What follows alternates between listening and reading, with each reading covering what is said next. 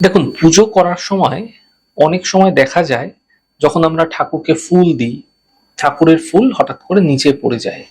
অনেক সময় এমনটি হয়, মেঝেতেও পড়ে যায় অনেক সময়। তো মন্দিরেও এমনটি কিন্তু হামেশাই দেখা যায়। দেখবেন মন্দিরে যদি কখনো আপনারা ফুল দিয়েছেন, সেই ফুলটি যদি আপনার কাছে ফিরে চলে আসে, যেভাবেই পড়ুক, সেই ফুলটাকে তুলে নেবেন এবং গৃহে নিয়ে চলে আসবেন।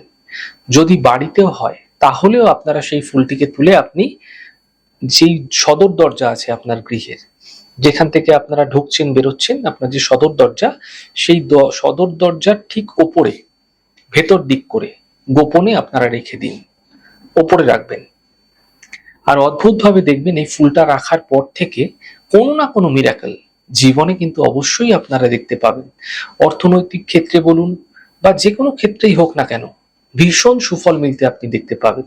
তবে মাথায় রাখবেন, এই ফুলটি যেন শুকিয়ে না যায়। শুকিয়ে গেলে ফুলটিকে জলে বিসর্জন দিয়ে দিন। আবার নতুন ফুল আপনারা যখনই পাবেন এইভাবে এখানে এনে আপনারা রাখতে পারেন। আর দেখতে থাকুন আপনার জীবনে কিরকম ভাবে পরিবর্তন শুরু হয়ে যায়।